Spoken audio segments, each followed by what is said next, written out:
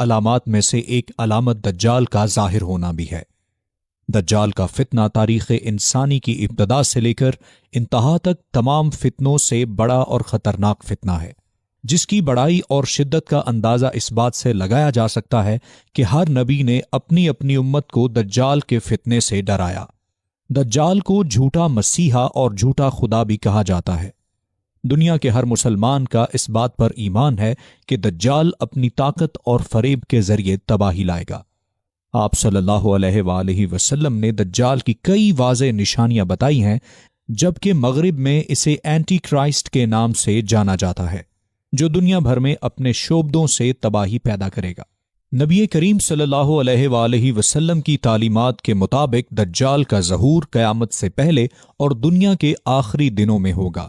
اس کا واحد مقصد دنیا سے اسلام اور اس کے پیروکاروں کو ختم کرنا ہوگا۔ دجال اللہ کے ماننے والوں کو اپنی بندگی پر مجبور کر کے انہیں جہنم میں دھکیلنے کے لیے آئے گا۔ دجال کے فتنے سے بچنے کے لیے نبی کریم صلی اللہ علیہ وآلہ وسلم نے بارہا اس کی نشانیوں سے آگاہ کیا اور واضح بتایا کہ دجال کیسا دکھے گا اور اس کی نشانیاں کیا ہوں گی۔ آپ صلی اللہ علیہ وآلہ وسلم نے فرمایا کہ دجال ایک آنکھ سے کانا ہوگا، وہ ایک جگہ نہیں رکے گا، اس کی رنگت سرخی مائل سفید ہوگی اور اس کی پیشانی نمایاں اور گردن زیادہ چوڑی ہوگی۔ اس کا قد چھوٹا ہوگا اور کمر میں کب ہوگا۔ اس کے باوجود وہ بہت طاقتور ہوگا اور عام انسانوں کی طرح نہیں چل سکے گا۔ دجال کے گھنگریالے بال ہوں گے جو سر سے سانپوں کی مانند لٹک رہے ہوں گے۔ دجال ایک مرد ہوگا اور وہ اولاد پیدا کرنے کی صلاحیت سے بھی محروم ہوگا۔ اس کی پیشانی پر دونوں آنکھوں کے بیچ کافر یا کاف فے رے لکھا ہوگا۔ دجال کے نکلنے سے پہلے دنیا بہت بری حالت میں ہوگی، جیسا کہ احادیث مبارکہ سے پتہ چلتا ہے کہ اس کے نکلنے سے 3 سال پہلے ہی دنیا میں عام قحط پھیل جائے گا۔ پہلے سال آسمان 1/3 بارش اور زمین 1/3 پیداوار روک لے گی۔ دوسرے سال آسمان 2/3 بارش اور زمین 2/3 پیداوار، جبکہ تیسرا سال آسمان ساری بارش اور زمین ساری پیداوار روک لے گی، حتیٰ کہ آسمان شیشے کا اور زمین تانبے کی ہو جائے گی۔ اس خشک سالی کے سبب تمام چوپائے ہلاک ہو جائیں گے، فتنے اور قتل و غارت گری عام ہو جائے گی۔ بنی نوع انسان ایک دوسرے کو قتل اور جلا وطن کر رہے ہوں گے۔ تب دجال مشرق کی سمت ایک صاحبان یا خراسان نامی شہر سے نکلے گا۔ غذائی قحط کے علاوہ علمی اور روحانی قحط بھی برپا ہوگا۔ دجال روئے زمین کا کوئی میدانی، صحرائی اور پہاڑی علاقہ ایسا باقی نہیں چھوڑے گا جہاں وہ نہ جائے۔ البتہ مکہ مکرمہ اور مدینہ طیبہ پر فرشتوں کا پہرا ہونے کی وجہ سے ان میں داخل نہ ہو سکے گا، بلکہ مدینے کے باہر دلدلی زمین میں پڑاؤ کرے گا، اور مدینہ پاک میں زلزلے کے 3 جھٹکے آئیں گے، جس کی وجہ سے ہر کافر اور منافق مدینہ پاک سے بھاگ نکلے گا اور دجال سے جا ملے گا۔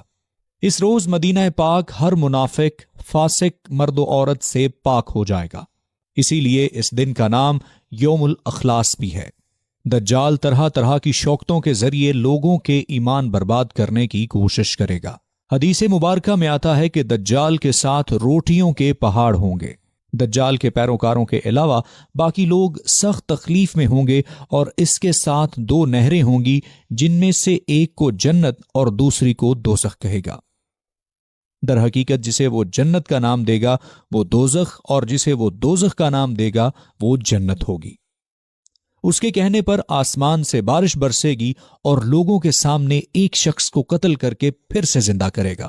جو لوگ دجال کو رب مان لیں گے اور اس پر ایمان لے آئیں گے، دجال ان پر اپنے انعام و اکرام کی بارش برسا دے گا۔